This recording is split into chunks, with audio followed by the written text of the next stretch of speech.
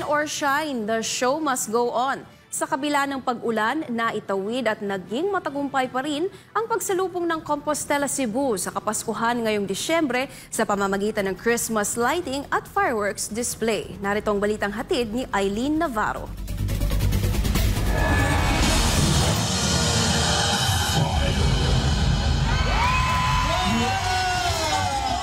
Pinailawan na kamakailan ng Compostela Cebu ang buong Municipal Hall building at mga palibot nito kasama ang iba't ibang karakter ng Disneyland na kanilang konsepto ngayong taon sa pagsalubong ng Kapaskuhan.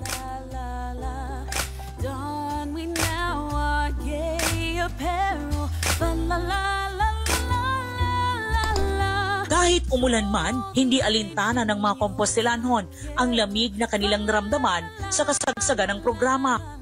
Anila, ikinukonsidera nila itong umaapaw na pagpapalang darating pa sa Compostela. Andyan ang pagpapakitang gilas ng mga Compostelanhon sa kanilang iba't ibang talento.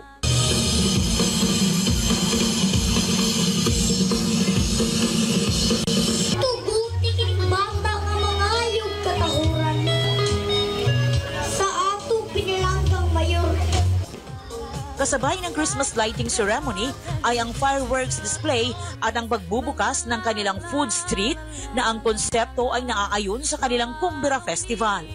Naniniwala ang mga Compostelanhon na ang taunang Christmas lighting ay simbolo ng liwanag tungo sa patuloy na pag-unlad ng kanilang lugar.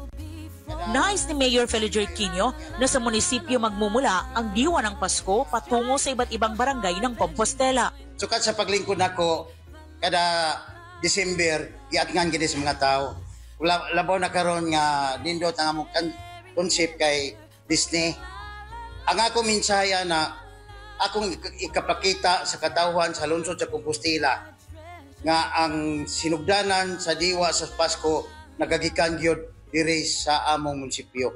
Dayo mo kuyanap sa 17 ka barangay ila makita nga nagsaulog gid ay ang lungsod sa Compostela sa umaabot nga Kapaskuhan. Isa pa man sa kalisod nga magian, isa pa man sa mga problema nga muhadla sa among kinabuhi o pagpadagan sa kalambuas Compostela apan napabiling malikon og nabarog para gyud sa katawhan sa pinalangga na lungsod.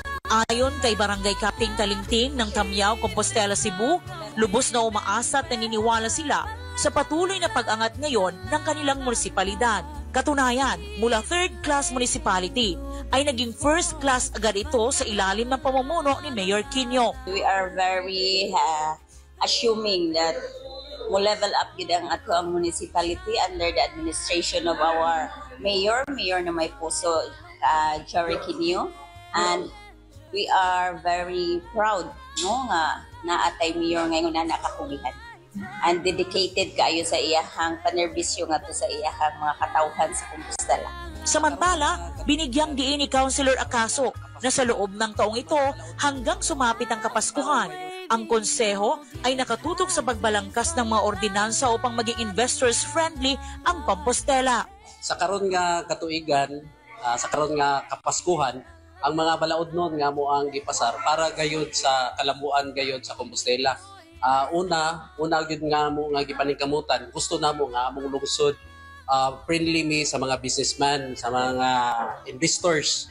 Ganahan mi nga daghang musulod nga mga investors sa lungsod sa Compostela. Kay kung naay daghan nga musulod nga mga investors kana siya dako gid kay na siya ikatabang sa katawhan sa lungsod sa Compostela kay ang job opportunities mahatag nato sa katawhan sa lungsod sa Compostela, and at the same time ang mga investors makahatag kini og dako sad nga income sa lungsod sa Compostela nga diin ikatabang sad nato sa mga basic services. Sa naturang aktibidad ay naging panauhing pandangal si 5th District Board Member Red Duterte. Unang adlaw sa December, nagdagayday na ang grasya gikan sa kitasan diri sa lungsod sa Compostela. Sama sa mga niaging tuig ug sa umaabot pa na katuigan sa pagdagayday pagyud sama aning uwan ug mga grasya pinaagi sa mga programa, proyekto ug ayuda alang sa Compostela ug alang sa tibuok Quinto Distrito ug sa tibuok probinsya ng Suco. Ang makulay na municipal building ng Compostela ay bukas para sa nais dumaan at mag-photo ops mula alas 6 ng gabi hanggang alas 12 ng hating gabi. Matapos ang matagumpay na Christmas lighting ceremony, nag-iwan si Mayor Quino ng kanyang Christmas wishes para sa mga Compostelanhon. Ang wish na ko una nga kitang tanan magmalipayon. Ikaduha, ang wish na ko nga kita unta na atas sa maayong panlawas nga mo ni importante nga magselebrate sa Pasko nga kita kondisyon o healthy nga atong panlawas. Og labaw sa tanan nga kung wish kaninyo Compostelanhon tabangi og suportari gayud ang gobyernong may puso para sa pinalangga natong lungsod Compostela.